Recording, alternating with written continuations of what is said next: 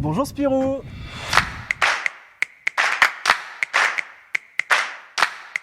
Viens, je t'emmène aujourd'hui à Monteux dans les coulisses du parc Spirou et vous allez le voir, le parc à thème se prépare à sa réouverture le plus tôt possible.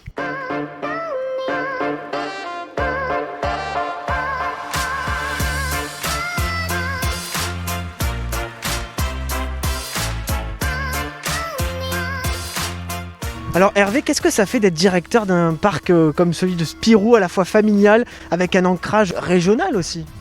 Pour moi c'est génial, je suis dans un terrain de jeu extraordinaire, tous les personnages du journal de Spirou sont là autour de nous, ils nous supportent, ils nous aiment, ils nous permettent aussi de créer des choses bien nouvelles et d'apporter je dirais la nouveauté souvent à l'ensemble de nos visiteurs et de pouvoir leur faire découvrir des nouvelles aventures tous les ans, quoi. Il faut garder son âme d'enfant pour être directeur du parc Spirou. Ouais, il faut avoir envie de jouer, il faut avoir je dirais beaucoup d'énergie et surtout oui, garder son âme d'enfant pour pouvoir la transmettre à nos visiteurs.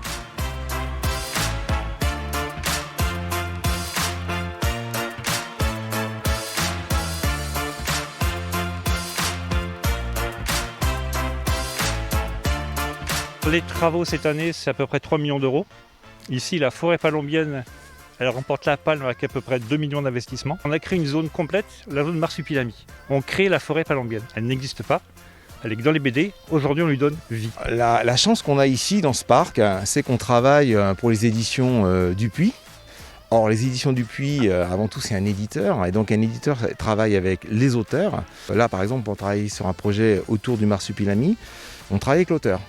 Donc automatiquement, l'auteur met sa patte, travaille sur le projet en amont et c'est une vraie valeur ajoutée pour nous que de pouvoir travailler avec des créatifs de ce niveau-là, quoi. Alors pour le moment, le parc n'est pas encore ouvert, mais les mascottes, elles, sont bien prêtes. On va aller les voir tout de suite.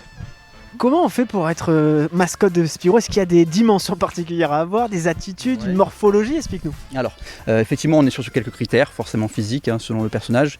Après, pour être mascotte par Spirou, il faut savoir s'adapter surtout, donc surtout à la chaleur. Voilà, faire très attention, il fait très chaud dans le sud de la France.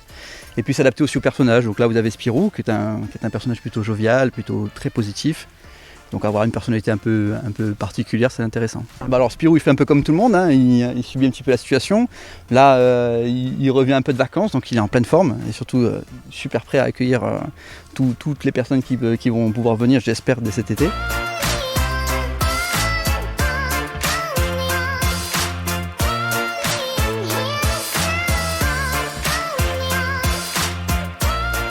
La saison dernière, on a été déjà confronté à cette crise sanitaire. Donc on intègre dans le parc un ensemble de protocoles qui permettent d'assurer la sécurité de nos visiteurs. On est en attente d'autorisation à la fois préfectorale et gouvernementale, mais on a pris les devants. C'est-à-dire que pour essayer d'avoir une ouverture la plus rapide possible, environ 2 semaines à 3 semaines, il nous faudra pour organiser et former nos saisonniers.